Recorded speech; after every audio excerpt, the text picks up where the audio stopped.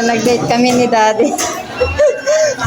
Magawi kami dito sa bayan at magmerienda muna kami kasi umabot na kami ng tanghalian kaya yan ang gusto ni Daddy, burger and spaghetti. Ako naman chicken and rice with rice. Yan lang, gutom na kasi yung kasama ko kaya mag-meals na kami.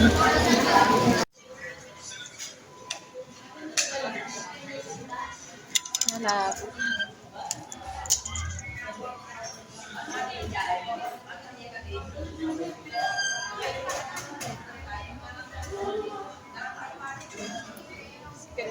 Happy Meals!